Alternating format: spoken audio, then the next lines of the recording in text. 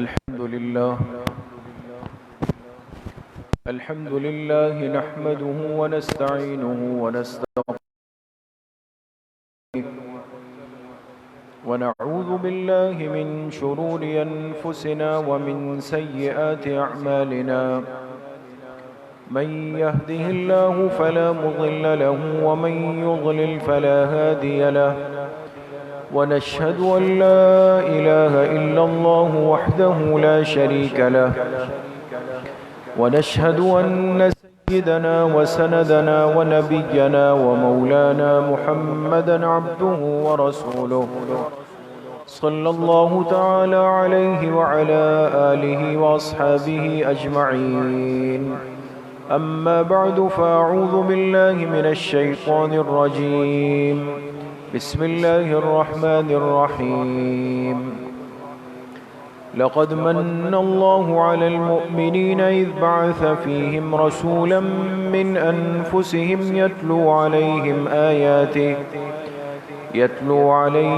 آياته ويزكيهم ويعلمهم الكتاب والحكمة وإن كانوا من قبل لفي ضلال مبين وقال رسول الله صلى الله عليه وسلم إنما بعثت معلما صدق الله وصدق رسوله النبي الكريم ونحن على ذلك لمن الشاهدين والشاكرين والحمد لله رب العالمين. درود شریف پڑھ لیں. اللهم صل على محمد وعلى آل محمد كما صليت على إبراهيم وعلى آل إبراهيم إنك حميد مجيد. اللهم بارك على محمد وعلى آل محمد كما باركت على إبراهيم وعلى آل إبراهيم إنك حميد مجيد. میرے محترم دوستوں، بھائیوں اور بزرگوں، اللہ تبارک و تعالی کا ہم پر اتنا کرم اور احسان ہے کہ اس دنیا کی زندگی میں ہمیں اس مبارک دین سے، اس مبارک راستے سے اور اس مبارک پیغمبر کی امت سے تعلق اور نسبت نصیب کیا ہے کہ جس پر چل کر ہی اب انسان کے لیے آخرت میں نجات اور کامیابی ہے. جناب نبی کریم صلی اللہ علیہ وسلم کی ذات اقدس کا، ذات بابرکات کا تذکرہ ہر ایمان کی زندگی کا ایک جز ہے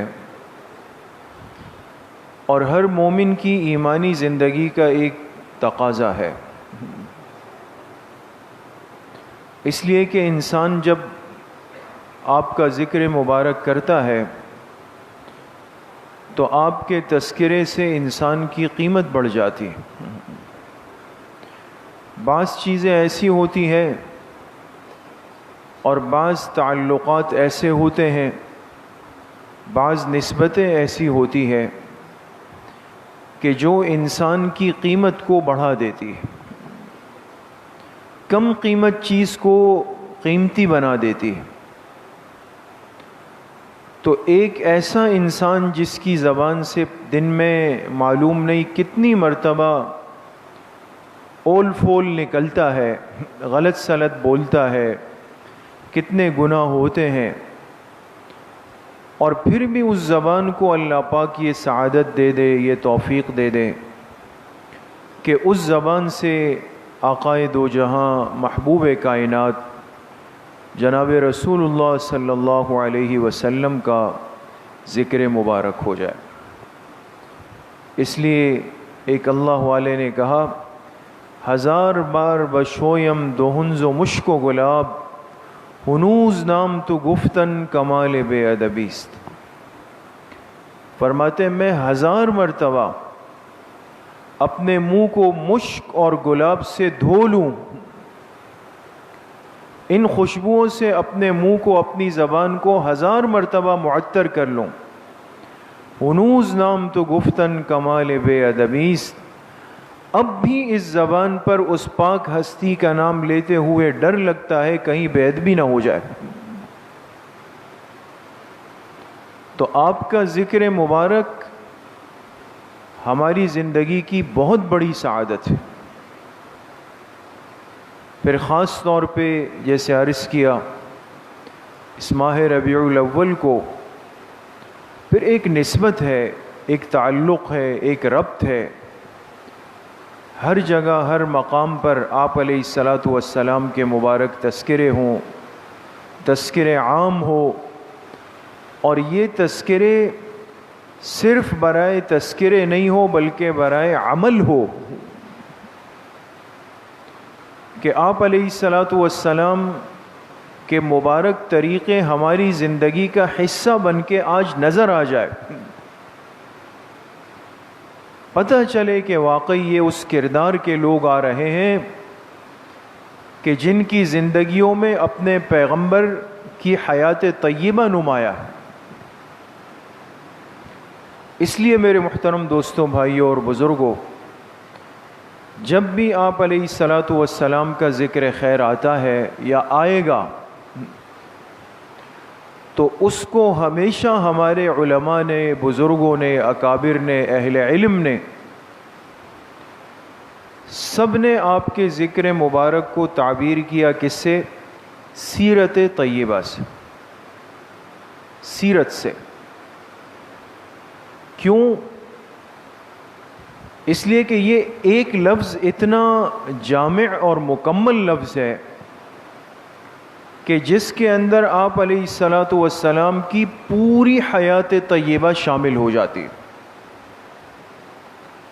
اس لفظ سے کوئی پہلو باہر نہیں ہے دوستو۔ آپ کی ولادت، بلکہ ولادت سے بھی پہلے کی جو زندگی ہے قبل المیلاد، وہ قبل میلاد زندگی، پھر بعد میلاد زندگی، پھر آپ کا بچپن، آپ کا لڑکپن، آپ کی جوانی، آپ کی شادی، آپ کی بعثت، آپ کی ہجرت، آپ کے مغازی، آپ کی اولاد، آپ کی بنات، آپ کی ازواج، زندگی کے جتنے حصے ہیں اور جتنے پہلو ہیں دوستو، یہ ایک نقطے کی بات یاد رکھیں اپنے پاس کہ اس لفظ سے بھاگتا وہ ہے جسے پیغمبر کی پوری زندگی مطلوب نہیں۔ اس لیے ہمارے اکابر اور بزرگوں کا کمال دیکھیں اور عشق دیکھیں کہ انہوں نے جب بھی آپ علیہ الصلاۃ والسلام کا تذکرہ کیا، ذکر خیر کیا، تو اس کے لیے جو عنوان استعمال کیا وہ کیا تھا؟ سیرت طیبہ کا۔ یہ فرق اپنے ذہن میں بٹھائیں کہ لفظ سیرت کی خصوصیت کیا ہے۔ یا کوئی یہ کہے کہ جی بھائی فلاں لفظ نہیں بولا جاتا، وہ فلاں لفظ کیوں نہیں بولا جاتا؟ یاد رکھیں، بعض الفاظ ایسے ہوتے ہیں کہ جن کا دامن وسیع نہیں ہوتا، اور بعض الفاظ ایسے ہوتے ہیں کہ جن کا دامن پوری چیزوں کا احاطہ کر لیتا ہے۔ اب مثال کے طور پہ کوئی بڑا آدمی ہے جس کا بڑا کردار ہے، کارنامہ ہے، نام ہے، تو ہر ایک چاہتا ہے کہ بھئی ایسی شخصیات کی زندگی کو جانا جائے، معلوم کیا جائے۔ تو اب ایک سوال یہ کہ ان سے پوچھا جائے کہ بھئی آپ ذرا بتائیے گا کہ آپ کی تعلیمی زندگی کیسے گزری؟ یہ ایک سوال ہے، اس لیے کہ ذہن آج یہ کہتا ہے کہ کسی بھی بڑے انسان کے بننے میں اس کے پیچھے بنانے والوں کا ہاتھ ہے۔ جہاں سے اس نے تعلیم لی وہ باکمال تھے، انہوں نے اس کو بنا دیا۔ تو سوال کیا کہ جی آپ کی تعلیمی زندگی کا کیا راز ہے، کیسے گزری؟ یہ ایک سوال ہے، لیکن یاد رکھیں کہ یہ ایسا سوال ہے کہ جس کا دامن تنگ ہو گیا، شاید وہ اپنی تعلیمی زندگی بتا دے، اپنے استاذ، اپنی درسگاہیں، اپنی تعلیم، اپنی ڈگریاں، اپنی محنتیں، اپنے کمالات، لیکن اس سوال کے اندر اس کے اوصاف کا کوئی تذکرہ نہیں ہے دوستو، کہ اس کا اخلاق کیا ہے، اس کا کردار کیا ہے، اس کا مزاج کیا ہے، اس کی شجاعت کیا ہے، اس کی گھریلو زندگی کیا ہے، اس کی بازار کی زندگی، یہ کچھ بھی نہیں آیا دوست۔ ایک لفظ نے زندگی کے ایک پہلو کو پکڑ لیا۔ اس لیے میرے عزیزو دوستو بزرگوں، حضور علیہ الصلاۃ والسلام کی پوری زندگی امت کے لیے نمونہ ہے، ایک پہلو نہیں۔ لَقَدْ كَانَ لَكُمْ فِي رَسُولِ اللَّهِ أُسْوَةٌ حَسَنَةٌ، تمہارے لیے میرے اس پیغمبر کی پوری زندگی نمونہ عمل ہے، اللہ پاک فرما رہے ہیں پوری زندگی ہے۔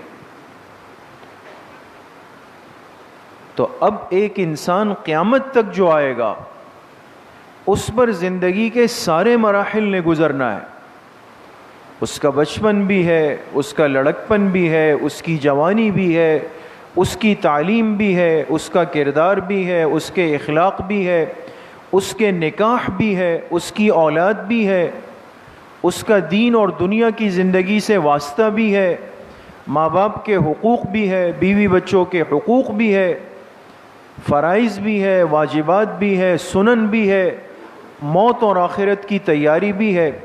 یہ سب زندگی کے مراحل ہے دوست۔ آج ہمیں اس پہ فخر ہے کہ ہمیں ہمارے پاک پیغمبر کی پوری زندگی دستیاب ہے، پوری زندگی میسر ہے۔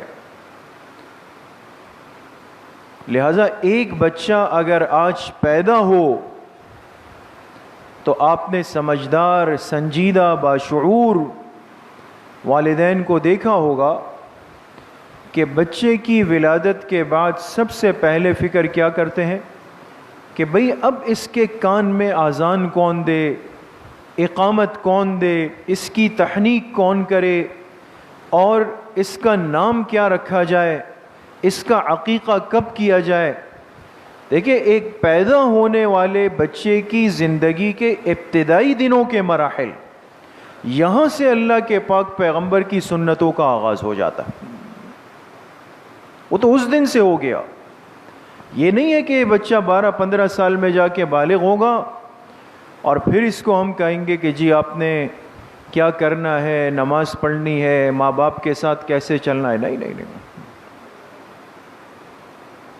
سیرت طیبہ کے لفظ کا کمال یہ ہے کہ یہ لفظ اتنا جامع ہے اور اتنا مضبوط ہے کہ یہ ایک مسلمان کو سبق دلاتا ہے کہ تم پریشان کیوں ہو، آپ کے سامنے آپ کے پیغمبر کی پوری زندگی موجود ہے۔ اگر آپ نے اس کو واقعی اپنا آئیڈیل بنانا ہے، فالو کرنا ہے، اپنی زندگی میں لانا ہے، جی بسم اللہ، قدم بڑھائیں۔ اور آج پیدا ہونے والے بچے کی زندگی سے ہی سنتوں کا آغاز کر دیں۔ اس لیے میرے عزیزو دوستو بزرگو، ہم خوش نصیب ہیں اور سعادت مند ہیں، اور یہ اللہ پاک کا ایک بہت بڑا فضل ہے کہ ہمارے پاس اللہ کے آخری پیغمبر، محبوب پیغمبر جناب رسول اللہ صلی اللہ علیہ وسلم کی پوری سیرت طیبہ موجود ہے۔ اس لیے ایک مسلمان کو آپ کی پوری زندگی کو اخذ کرنا ہے، اس کو سیکھنا ہے۔ ٹھیک ہے، ہمارے عمل میں کمزوری ہے، ہو سکتی ہے، اونچ نیچ ہو سکتی ہے، لیکن ایک مسلمان کو افسوس یہ کہ آج پتہ ہی نہیں کہ میں یہ جو کام کرنے لگا ہوں، اس کام میں میرے پاس ایک سنت طریقہ بھی موجود ہے۔ تو اپنے مزاج والے طریقے پر عمل کر کے سنت کو بائی پاس کر دیا گیا۔ اچھا جی، مجھے تو نہیں پتا کہ اس میں ایسا بھی ہے۔ سیرت طیبہ سے لا علمی اور ناواقفی اور دوری کا نتیجہ یہ ہے آج. ورنہ یقین کریں آپ کو آپ کی پوری زندگی میں کوئی ایسا موقع نہیں ملے گا کہ آپ کہیں کہ میں چاہتا ہوں کہ اپنا یہ کام سنت کے مطابق کر لوں، اللہ کے پاک پیغمبر کی ہدایات کے مطابق کر لوں، اور وہاں آپ کو سیرت طیبہ سے طریقہ نہ ملے.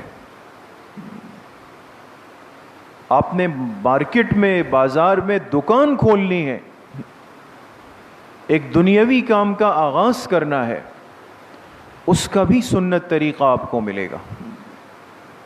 آپ وہ بھی جا کے علماء سے پوچھیں کہ میں یہ کام کرنا چاہتا ہوں، کرنے لگا ہوں، میں کیا کروں؟ اس کے لیے سنت طریقہ کیا ہے؟ میں کروں یا نہیں کروں؟ کس دن کروں؟ جب آغاز کروں تو کس انداز کے ساتھ کروں؟ یہ ساری چیزیں ہیں دوستو. تو آج ہماری ایک محرومی یہ ہے کہ ہمارے سامنے آپ کی پوری مبارک زندگی آسان انداز میں موجود ہے.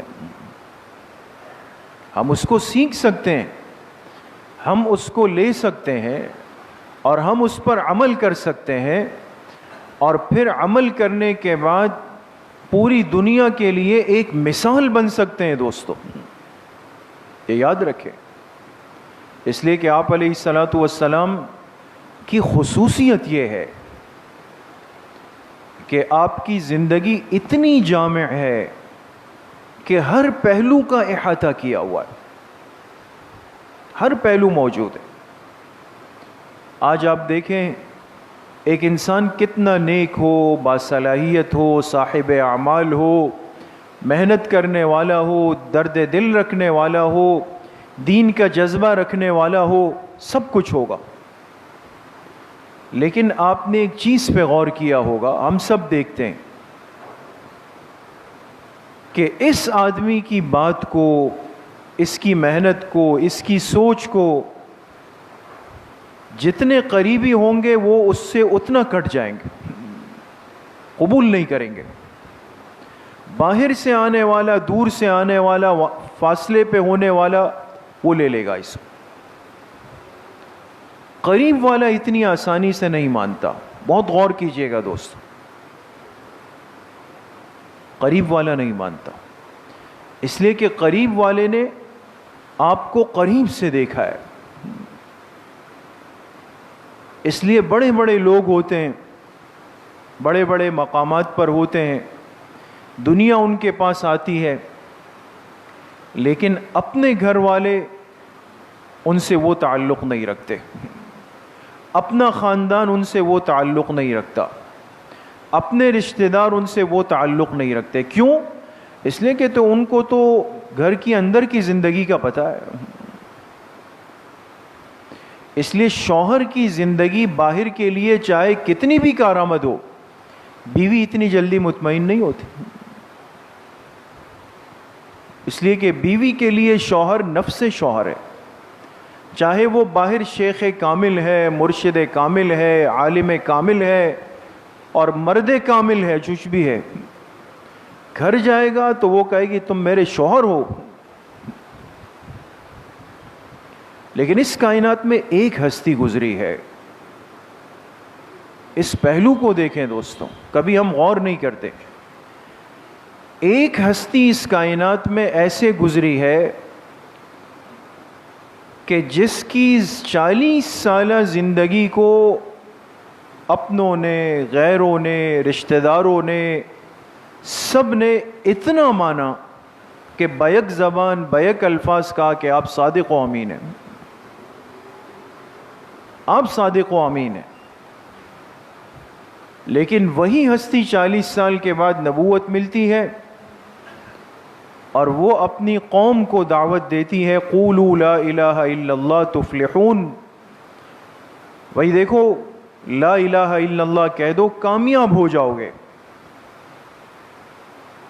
کامیاب ہو جاؤ گے.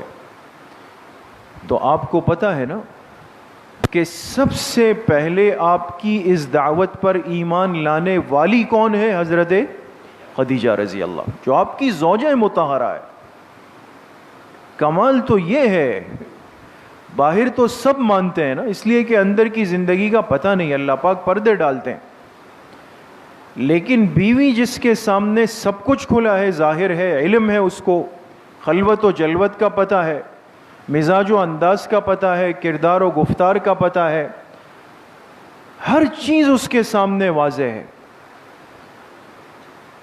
گھر والوں کو مطمئن کرنا آسان نہیں، لیکن اس کائنات میں ہمارے پیغمبر وہ ہستی ہے کہ جن کی دعوت پر سب سے پہلے اطمینان کرنے والی آپ کی بیوی ہے، جن کے ساتھ آپ کی زندگی کے 15 سال گزر چکے تھے. دعوت دی، ایمان لے آئی. گھر کا بچہ حضرت علی المرتضیٰ رضی اللہ عنہ کی ساری تربیت آپ کے ماحول میں ہوئی، وہ ایمان لے آئے. سب سے قریبی دوست، بعض دفعہ انسان اپنوں کو اتنا نہیں بتاتا جتنا قریبی دوست کو بتاتا ہے، اس کو راز و نیاز کی ساری باتیں اس سے بتاتا ہے. لیکن وہ آپ کے سب سے قریبی دوست اور رفیق حضرت ابو بکر صدیق رضی اللہ عنہ، ان کو ایک دعوت دی، فوراً ایمان کے اندر داخل ہو گئے. آپ کے ذاتی ملازم، غلام، گھر کے خادم حضرت زید ابن حارثہ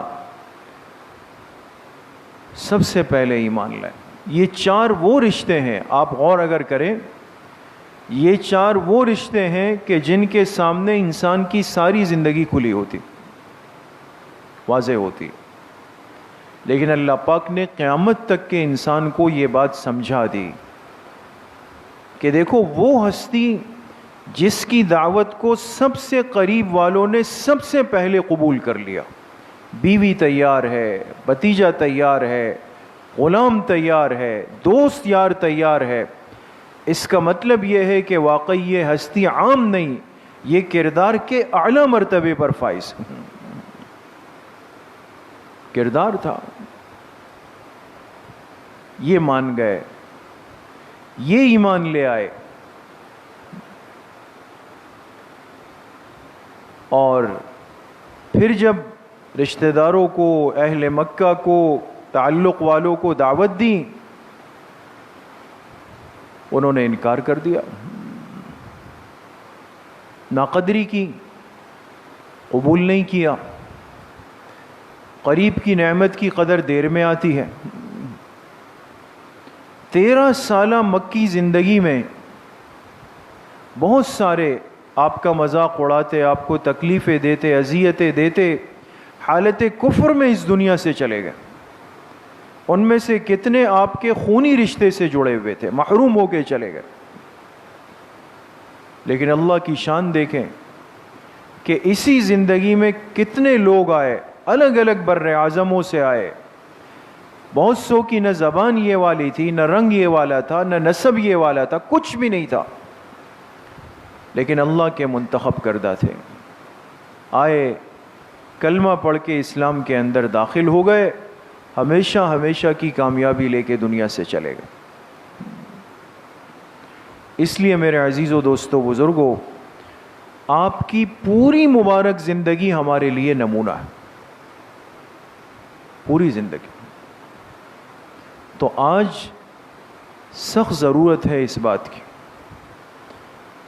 کہ ہم آپ کے مبارک تذکروں کو محض رسمی اور لفظی انداز سے نہ کریں کہ ایک رسم بن گئی، بس محض ایک الفاظ کا جمع خرچ بن گیا، باقی میری زندگی اسی انداز سے گزر رہی ہے جیسے میرا دل چاہتا ہے، اس میں کوئی فرق بھی ذرہ برابر نہیں آ رہا.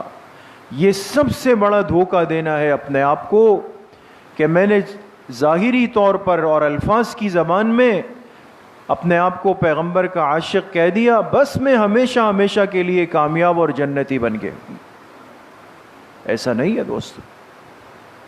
اگر صرف انہی چیزوں کی بنیاد پر کامیابیاں ہوتی اور یہی چیز ظاہر کے کام ہماری نجات کا ذریعہ ہوتے، آپ کو سینکڑوں ہزاروں صحابہ اکرام کی میدان جہاد میں شہادت اور خون سے لت پت لاشیں نظر نہیں آئیں گی. پھر کیا ضرورت تھی اتنی قربانیوں کی؟ کوئی انگاروں پہ لیٹ رہا ہے، کوئی تپتی ہوئی ریت پہ لیٹ رہا ہے، کسی کے جسم کے 2 ٹکڑے ہو رہے ہیں، کسی کے جسم پہ 70 زخم آئے۔ ایک غزوہ احد میں حضرت طلحہ رضی اللہ عنہ آپ علیہ السلام کے سامنے ڈھال بن کے کھڑے ہو گئے، ڈھال بن کے۔ حالانکہ حضرت طلحہ انصاری ہے، وہ مہاجر بھی نہیں۔ اگر کوئی یہ کہے کہ بھئی اس لیے بنے کہ وہ آپ کے رشتہ دار تھے، آپ کا نسب تھا، خاندان تھا، نہیں، وہ تو انصار ہے۔ لیکن وہ صرف الفاظ کے جڑے ہوئے نہیں تھے، وہ قلب و جان کے جڑ گئے تھے، اپنی زندگی آپ کو دے چکے تھے، سب کچھ۔ تو احد کے اس سخت دن میں آپ کے سامنے ڈٹ کے کھڑے ہو گئے کہ کوئی تیر نہ آئے آپ کی طرف آ جائے، کھڑے ہو گئے۔ تو ایک ایک راستے سے مسلسل تیر آ رہے ہیں۔ حضرت طلحہ نے ہاتھ ایسا کیا، 70 تیر ایک ہاتھ پہ لگے، اور وہ ہاتھ ہمیشہ کے لیے شل ہو گیا۔ تو آپ علیہ السلام نے کیا فرمایا؟ اوجب طلحہ، آج تو طلحہ نے اپنے لیے جنت کو واجب کر لی۔ آپ علیہ السلام کا عشق ایک عملی زندگی کا نام ہے دوستو، ایک نظر آنے والی ایسی زندگی کا نام ہے کہ دیکھنے والے کو محسوس ہو کہ واقعی آخری پیغمبر کا امتی ہے۔ یہ تھوڑی ہے کہ ظاہر کے 4-5 کام کر کے اور پھر ساری وہ 2 نمبریاں ہو رہی ہے جس سے اللہ کے پاک پیغمبر نے منع فرمایا۔ یہ چند کام کر لیے، باقی جھوٹ اسی طرح بولنا ہے جیسے پہلے بول رہے تھے، دھوکہ اسی طرح ہے، ملاوٹ اسی طرح ہے، خیانت اسی طرح ہے، حق تلفی اسی طرح ہے، بد زبانی بد لحاظی اسی طرح ہے، بد اخلاقی اسی طرح ہے، ماں باپ کے حق مارنا اسی طرح ہے، یتیموں کے ساتھ برا سلوک اسی طرح ہے، لوگوں کو اذیت اور تکلیف پریشانی میں مبتلا کرنا اسی طرح ہے، بلکہ اس عنوان پہ اس سے ہم اور زیادہ بڑھ جاتے ہیں۔ اور پھر میں کہوں نہیں جی میں تو بخشا بخشایا ہو گیا۔ شیطان کا وہ دھوکہ ہے دوستو جو ہمیں تباہ کر دے گا، خراب کر دے گا ہمیں۔ اس لیے میرے عزیزو دوستو بزرگو، ماہ ربیع الاول کا ایک زندہ سبق امت کو کیا ہے کہ ایسے بن جاؤ کہ آپ کے کردار سے نظر آئے کہ واقعی آخری پیغمبر کا امتی آ رہا ہے، ایسے بن جاؤ کہ واقعی لوگ کہنے پہ مجبور ہو جائے کہ واقعی ایک باکردار مسلمان آ رہا ہے۔ تو آج ان کمزوریوں اور کوتاہیوں اور ان رسومات کے اصلاح کی اور اس کے ازالے کی ضرورت ہے دوستو، بجائے اس کے کہ ہم ان بحثوں میں لگ جائیں کہ جی اس کے کیا دلائل ہیں اور اس کے کیا دلائل ہیں۔ دلائل شریعت کے ہوتے ہیں، فرائض اور واجبات اور سنن کے ہوتے ہیں دوستو۔ بارہا عرض کر چکا ہوں کہ اپنے ذوق کو ذوق تک رکھا جائے، یہ ایک ذوق ہے، آپ اس کو پورا کریں، اس کے لیے قیامت تک کوئی شرعی دلیل آپ کو نہیں مل سکتی، قیامت تک کوئی دلیل نہیں مل سکتی اپنے ذوق کو پورا کرنے کے لیے۔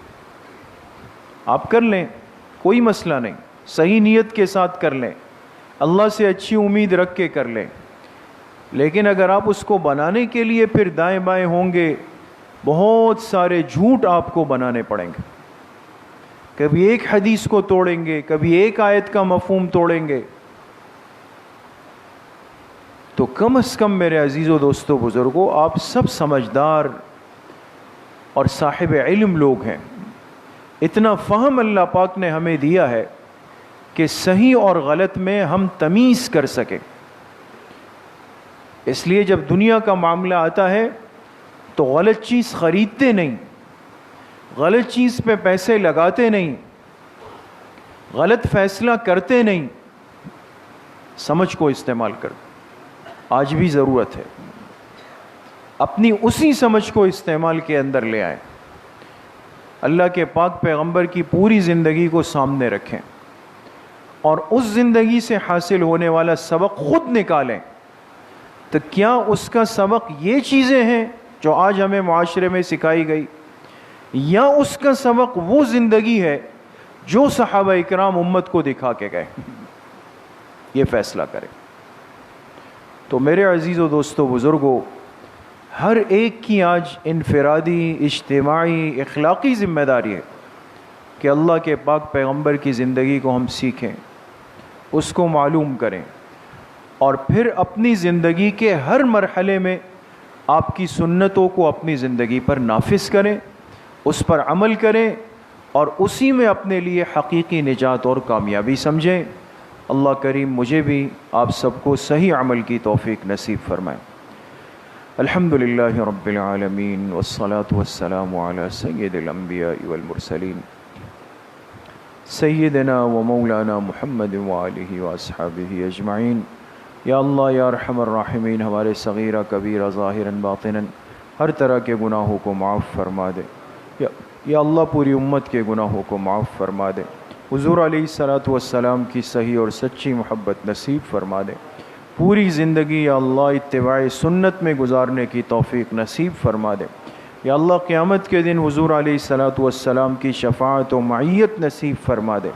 یا اللہ بدعات سے، رسومات سے، خرافات سے، لہویات سے، لعبیات سے ہم سب کی، پوری امت مسلمہ کی یا اللہ کامل درجے میں حفاظت فرما دے۔ جتنے بیمار گھروں میں ہے، اسپتالوں میں ہے، سب کو شفائے کامل عاجل نصیب فرما دے۔ تمام پریشان حالوں کی پریشانی کو یا اللہ ختم فرما دے۔ جتنے مرحومین مرحومات دنیا سے چلے گئے سب کی مغفرت فرما دے۔ ہم سب کا خاتمہ بالایمان و بالخیر نصیب فرما دے۔ ہماری دعاؤں کو اپنے فضل و کرم سے، فضل و رحمت سے اپنی بارگاہ میں قبول و منظور فرما دے۔ صلی اللہ وسلم علی نبینا محمد وآلہ وصحبہ اجمعین برحمتہ۔